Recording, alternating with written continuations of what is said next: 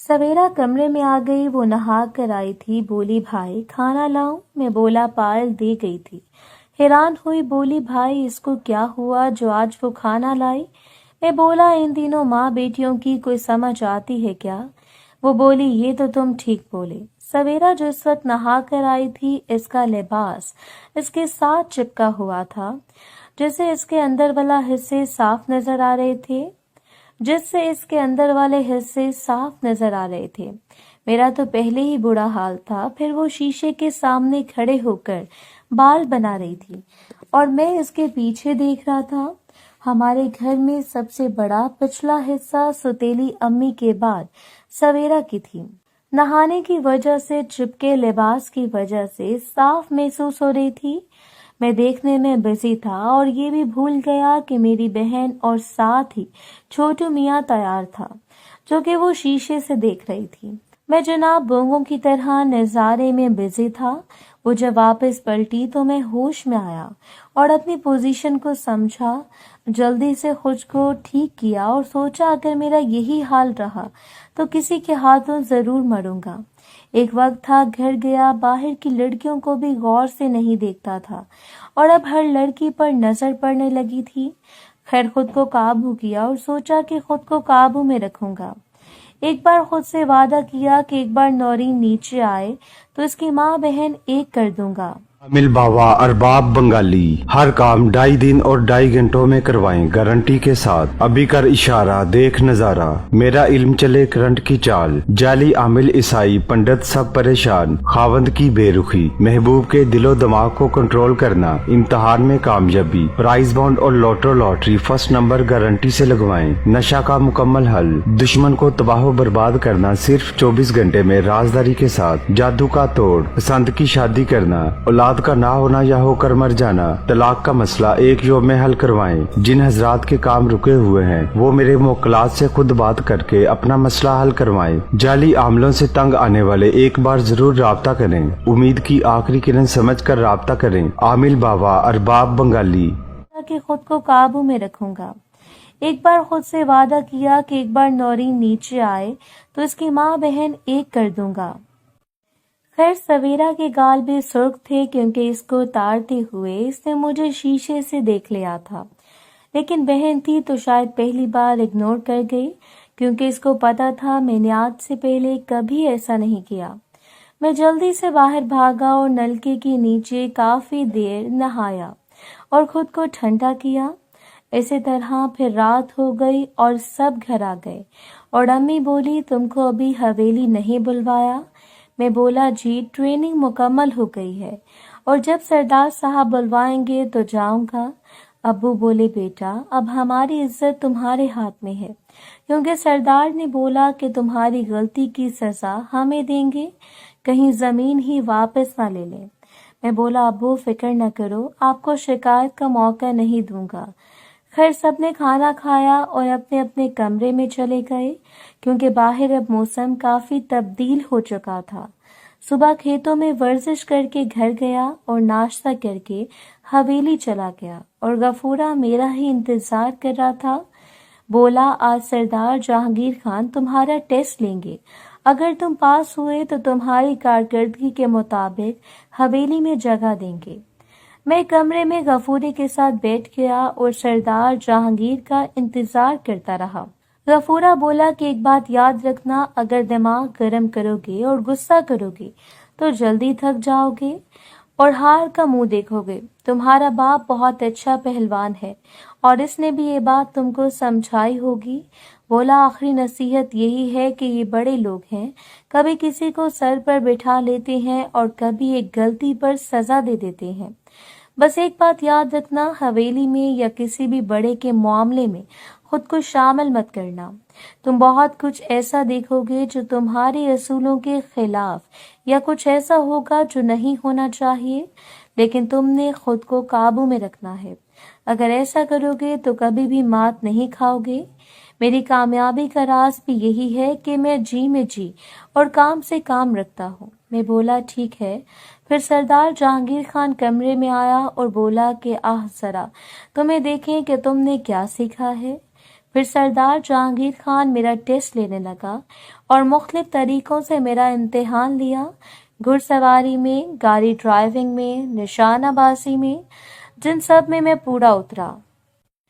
بولا تم نے اتنی جلدی سب سیکھ لیا، ٹھیک ہے تم ابھی جاؤ، کل سے تم حویلی آ جانا، ابھی تم غفورے کے نیچے ہی کام کرو گے، لیکن تم اب سے میرے پرسنل گارڈ، پرسنل اسسٹنٹ ہو، تو میرے ساتھ رہا کرو گے، میری حفاظت بھی تمہارے ذمہ اور باقی کام بھی۔ بولا دیکھو کام کرنے والے تو بہت مل جائیں گے، مجھے وفاداری چاہیے، تم مجھے اچھے لگے اس لیے تم کو خود کے لیے ٹرین کروایا۔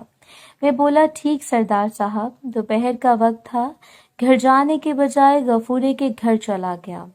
جیسے میں نے دروازہ کھٹکھٹایا تو گلناز نے دروازہ کھولا اور بولی افی آؤ۔ پھر اندر چلے گئے۔ بولا کیا بنا، آج تمہارا سردار نے ٹیسٹ لینا تھا۔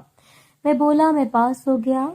اچھا، وہ بولی مجھے پتا ہے، ابو بتا رہے تھے تم بہت اچھے ہو ہر کام میں۔ بولی ایک کام میں تم ابھی کچے ہو۔ میں بولا کون سا کام؟ بولی تم ابھی دروازہ پینٹ کرنے میں اناری ہو۔ مجھے گلناز کے منہ سے یہ سن کر کرنٹ لگا۔ بولی باقی سب تم سیکھ چکے ہو، لیکن یہ کام میں تمہیں سکھاؤں گی کیونکہ میں تمہاری دوست ہوں اور اس کام میں میرا ایک فائدہ ہے۔ 3 سال ہو گئے شادی کو، لیکن میرا کوئی بچہ نہیں ہے۔ میں نے شہر سے اپنے ٹیسٹ کروائے ہیں، میں ٹھیک ہوں۔ اس کا مطلب سارنگ خان میں کچھ مسئلہ ہے، لیکن وہ کبھی مانے گا نہیں کیونکہ بظاہر وہ بھی ٹھیک ہے۔ میں تو اس بات پہ ہی اٹک گیا تھا کہ گلناز مجھے سب سکھائے گی۔ بولی میرے بچے کے باپ بنو گے؟ تو میں شرما گیا۔ میں نے سائمہ کا پوچھا۔ بولی اس کی تو حالت تم نے کافی خراب کر دی تھی، رات اس کو بخار رہا ہے لیکن اب ٹھیک ہے۔ میں نے بڑی مشکل سے پوزیشن سنبھالی کہ زیادہ چوٹ کی وجہ سے بخار ہوا ہے۔ بولی یہ فیصلہ میں نے پہلے کر لیا تھا، تم مجھے اچھے لگے تھے، تم خوبصورت بھی ہو اور گبرو جوان بھی۔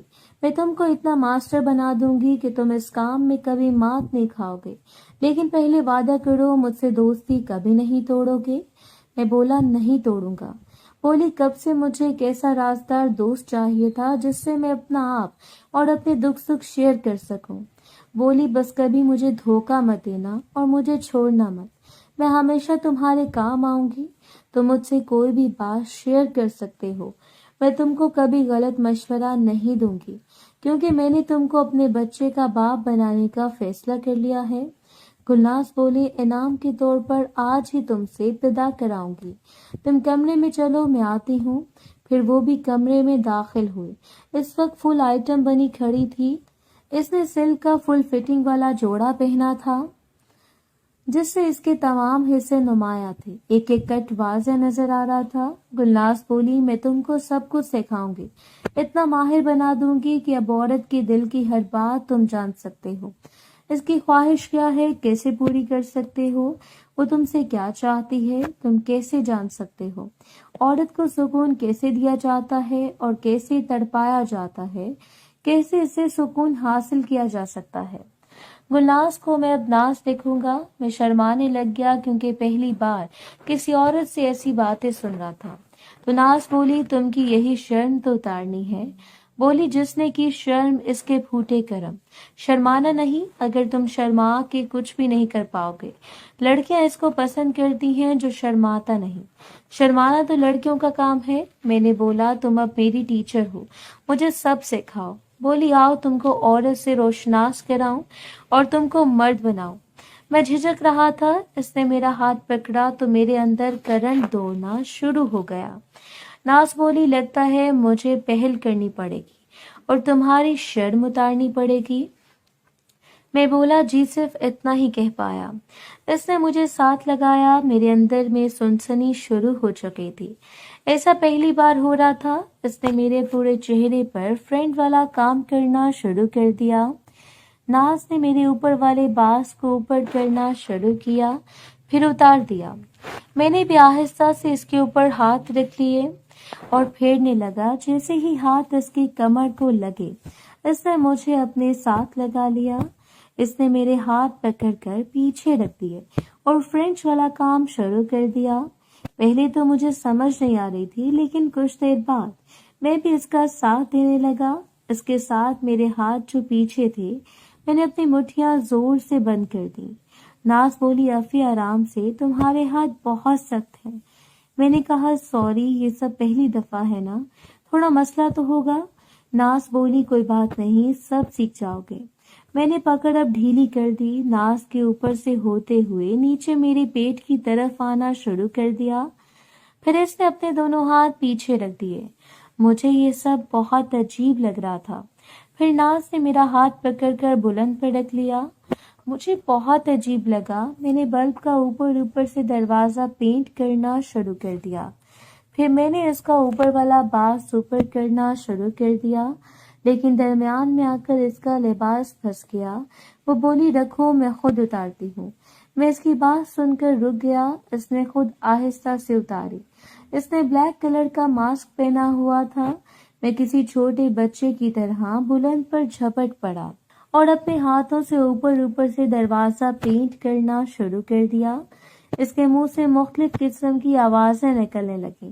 ایسی آوازیں میں نے سائمہ کے منہ سے سنی تھی۔ وہ بولی آرام سے کھیلو، میں کہیں بھاگی تو نہیں جا رہی، تمہارے ہاتھ بہت سخت ہیں، اس طرح تو کوئی لڑکی تم سے خوش نہیں ہوگی، پیار سے کرو گے تو ہر لڑکی تمہاری غلام بن جائے گی، اگر ایسے کرو گے تو تم سے دور بھاگے گی۔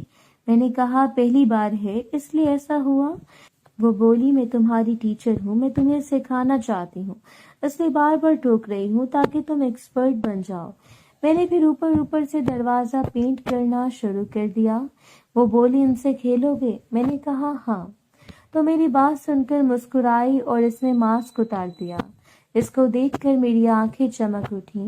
میں نے آگے ہو کر اپنا کام کرنا شروع کر دیا تو اس کے منہ سے عجیب آواز نکلی تو میں ڈر گیا۔